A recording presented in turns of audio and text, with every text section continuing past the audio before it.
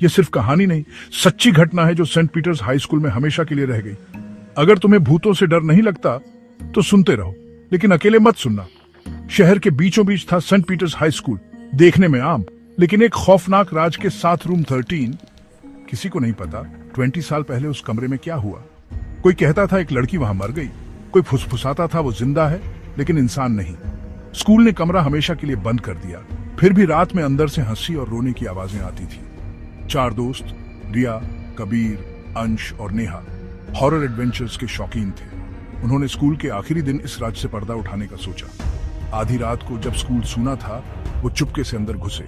उनकी टॉर्च की रोशनी dark corridors को और भी डरावना बना रही थी। हवा में एक अजीब सी ठंडक थी, जैसे कोई सांस ले रहा हो। जब उन्होंने रूम 13 के झंग लगे दरवाजे को छुआ, वो खुद खुल गया। अंदर अंधेरा छा गया।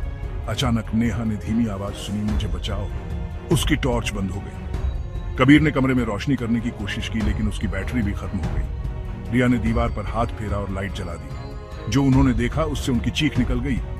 खून से सने हाथों के निशान दीवारों पर थे। पुरानी स्कूल यूनिफॉर्म जमीन पर बिखरी पड़ी थी और एक कोने में एक लड़की बैठी थी। उसका चेहरा बिल्कुल काला।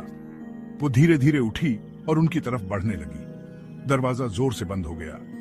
अंश ने उसे खोलने की कोशिश की, लेकिन कुछ नहीं हुआ। लड़की ने धीरे से कहा, तुम यहीं रहोगे? अचानक कमरा जोर से हिलने लगा। खिड़कियां खड़खड़ाने लगी, छत से धूल गिरने लगी। दोस्त दरवाजे की तरफ भागे, लेकिन लड़की उनके सामने थी। उसकी आंखों से खून बह रहा था। प्लीज हमें जाने दो, कबीर चिल्लाया। लड़की मुस्कुराई और बोली, यहां से कोई जिंदा नहीं जाता। अगली सुबह स्कूल के गार्ड ने रूम 13 का दरवाजा खुला पाया। अंदर सिर्फ एक कैमरा जमीन पर पड़ा था। जब पुलिस ने फुटेज देखी तो उसमें दोस्तों की चीखें और अंधेरा दिख रहा था, और आखिरी सीन वही लड़की कैमरे की तरफ देख रही थी।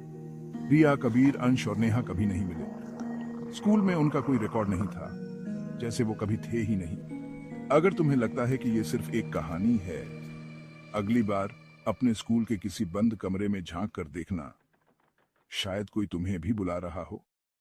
अगर तुमने ये अकेले सुना है तो नीचे कमेंट करो, और अगर तुम में और देखने की हिम्मत है तो सब्सक्राइब करो।